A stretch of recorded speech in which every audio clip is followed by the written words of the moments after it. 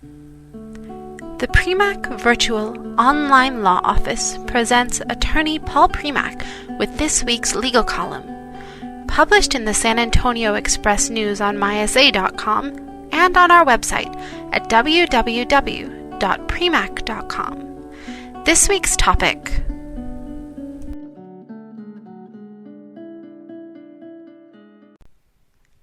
Dear Mr. Premack, my husband, 90, is in a nursing home and has dementia, and I am 88. I am seeking advice on protecting our assets. We have about $90,000 in cash, $100,500 in mutual funds, a farm worth $300,000, a rental residence worth $95,000, our homestead, car and personal property worth $115,000. Our income is only $40,000 annually, and we get $17,500 a year in oil royalties. That, of course, is an unknown in the future. Will we benefit from protecting our assets at this late date? EK. When you say protecting our assets, what you mean is not having to spend even more of our assets on nursing home care. The burden you face already is staggering. On average, a month in a Texas nursing home costs about $4,300. It can be much higher in large cities and maybe a bit lower in small towns. Over a year, that is nearly $52,000. There are only 3 ways to pay for those necessary medical services. First is to pay out of pocket, as you have been doing since your husband moved to the nursing home.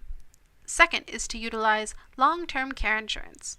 If you had it, you would not be asking about protecting your assets. Instead, you would have protected them by purchasing insurance that covers this risk. But at 88 and 90, with one of you already in a nursing home, it is too late to buy this coverage. Third, you can seek benefits from Medicaid. However, Medicaid is only available to elders who have low income and low assets. Thus your question: is there a way to move your assets or to protect them so that you can get Medicaid's assistance while your assets are preserved? There is no simple answer, and every situation calls for specific analysis of your goals, your opportunities, and your limits. For instance, you have about $585,500 in countable resources and about $115,000 in exempt resources.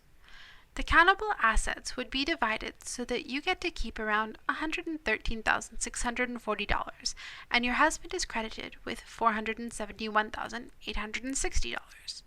Your share is definitely a protected asset, and your exempt resources are definitely a protected asset.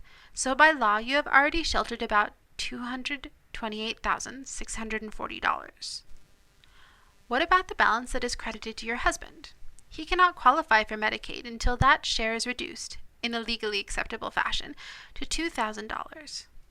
What are the legally acceptable ways of reducing that share? You can 1. Spend some of it on the monthly nursing home bill. 2.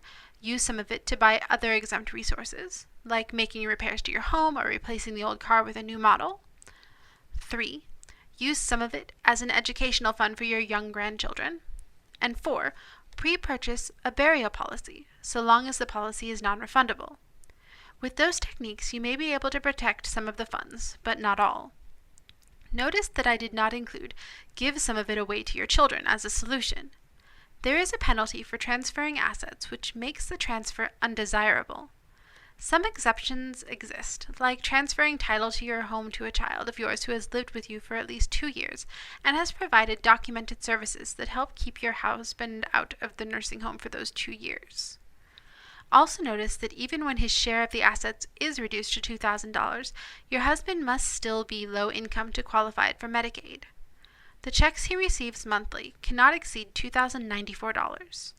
If his part of your income is over that limit, you may be able to use a qualified income trust to overcome the limit. Qualifying for Medicaid is complex and everyone's situation is different. My best advice: don't listen to the anecdotal stories about what a neighbor or your barber's sister did. Instead, seek personalized advice from a certified elder law attorney who will help analyze your individual options and make unbiased recommendations on whether you can or cannot protect your assets within the rules of Medicaid law.